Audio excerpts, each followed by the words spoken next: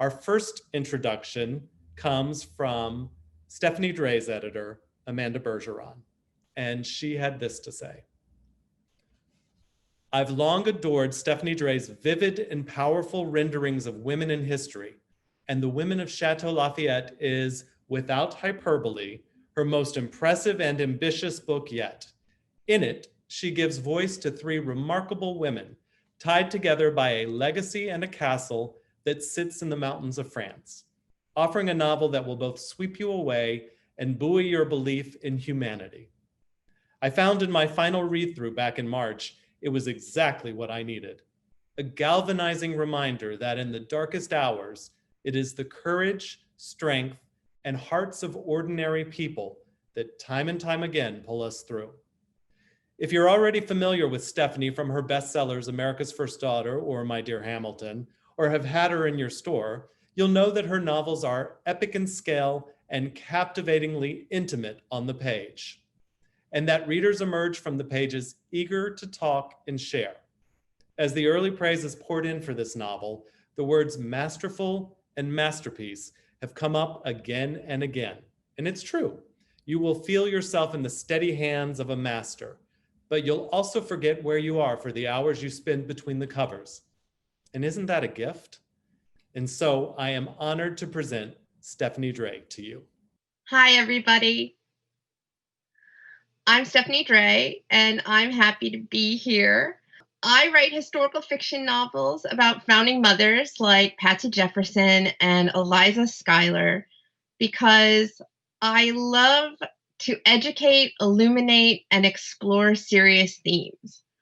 But historical fiction should be fun, and I hope you're ready to have some fun tonight.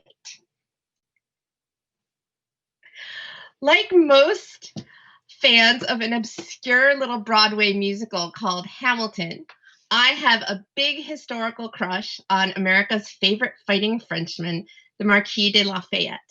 I'm not going to break out into song, but I am wearing this mob cap in honor of Lafayette's wife, Adrienne, our French founding mother, an unsung heroine of 2 revolutions. And trust me, she knows a lot about mobs. When I started writing this novel, I was excited to introduce readers to Adrienne's remarkable true story of love and courage. But I also wanted to make a more modern connection, to show that Lafayette's humanitarian legacy doesn't just belong to a forgotten age of powdered wigs, but has been relevant in every century since, including our own. That's when I discovered something amazing, that Lafayette's birthplace, a humble little castle hidden deep in the mountains of France, served as a hiding place for Jewish children during the Holocaust. And I have to admit to you, this discovery both shocked and honestly moved me to tears. And I had to know how on earth it happened. What I learned is that the castle had been purchased and renovated by an American woman during the First World War to serve as an orphanage and a medical facility for displaced and refugee children. That woman was Beatrice Chandler, an American starlet, sculptress, and socialite who was also a decorated heroine of the First World War. And I suddenly realized that the real story was about how this castle served as a beacon of hope in 3 of history's darkest hours, the French Revolution and both World Wars. To tell that story, I knew I was going to need to don a new hat as an author and tackle the 20th century for the first time. Thankfully, the stylish Beatrice was obsessed with big hats. I reached out to Beatrice's grandson, who provided me with old family letters. I also dug through her papers at the New York Historical Society, where I inadvertently discovered a century-old hidden love affair. Fun thing to tell the family. This also led to the discovery that Beatrice wasn't even who she said she was. She had a secret identity and was in fact a much more extraordinary heroine than anyone knew. It was her heroism that ultimately led to Jewish children finding sanctuary in Lafayette Chateau, which was also in an area of France that was a hotbed of French resistance. Which brings me to my next heroine, Martha Simone, who was a young orphan turned forger who helped guard the treasures and the children of the castle from the Nazis. And she might have the most exciting story of all.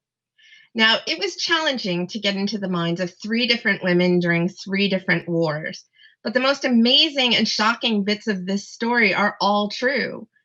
There were secret tunnels and false identities and wartime love affairs, cloak and dagger resistance work, stolen statues, hidden historical relics, and more. It's a story that reminded me that ordinary people are capable of extraordinary acts in difficult times, and that we must learn from the women who came before us. In short, I fell in love with the women of Chateau Lafayette, and I hope you will too. And I'd like to thank you for all that you do for books.